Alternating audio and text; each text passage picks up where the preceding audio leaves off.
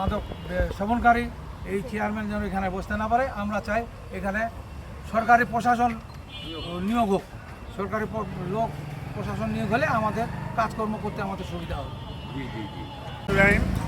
আমি মোহাম্মদ আলতাফ হোসেন, সাবেক ইউপি সদস্য, 5 নং বিরল ইউনিয়ন পরিষদ, গ্রাম পুদিয়া। আমি 2001 সালে নির্বাচিত হই।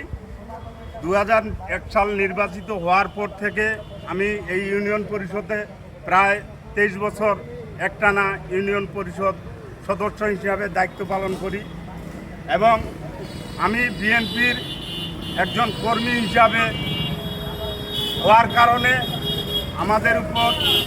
আমার উপর এবং আমাদের ইউপি সদস্য মোস্তফার উপর নির্যাতন, নিপীড়ন এবং অবৈধভাবে আমাদের টাকা আত্মসাৎ করেছেন।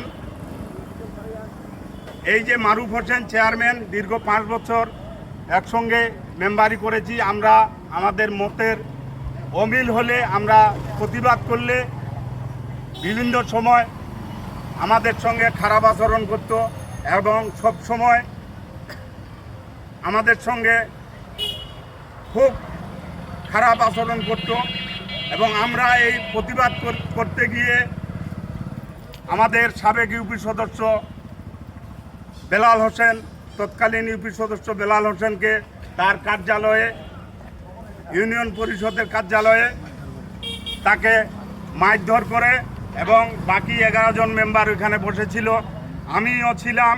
আমি তার প্রতিবাদ করাতে আমার পরিবার সহ, আমার গোষ্ঠী সহ অন্যরকম গালিগালাজ করেছেন এবং ইউনিয়ন পরিষদের ট্যাক্সের টাকা,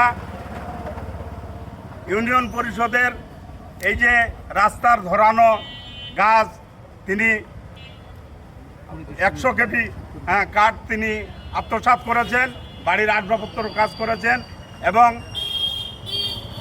একটি ইউনিয়ন পরিষদের ল্যাপটপের আমি প্রকল্প চেয়ারম্যান ছিলাম। এই ল্যাপটপটি তিনি 2024 সালে তিনি বাড়িতে নিয়ে যান এবং বাড়িতে নিয়ে যাওয়ার পরে এখন পর্যন্ত তিনি ল্যাপটপটা দেন নাই।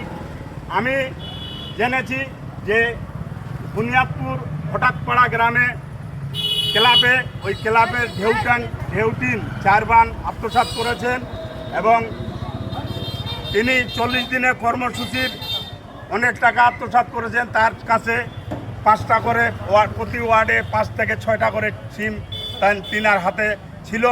আমরা কথা বলতে গেলে আমাদেরকে চুপ থাকার কথা বলে এবং তিনি আওয়ামী লীগের চেয়ারম্যান, বিনা ভোটের চেয়ারম্যান এবং ভোটচোর চেয়ারম্যান হিসাবে আমরা তাকে জানি। আমাদের বর্তমান 5ই আগস্টের পরে তিনি পালিয়ে গেছে, তিনার মা পালিয়ে গেছে, সাবেক প্রধানমন্ত্রী শেখ হাসিনা পালিয়ে গেছেন। এই আওয়ামী লীগের দোসরকে আমাদের 5 নম্বর বিরল প্রপার ইউনিয়নে তাকে যদি আমরা বসতে দেই, আমাদের জনগণের ব্যাহত হবে, জনগণের কাজ করতে অসুবিধা হবে। যার কারণে আমরা এখানে আজকে উপস্থিত হয়েছি।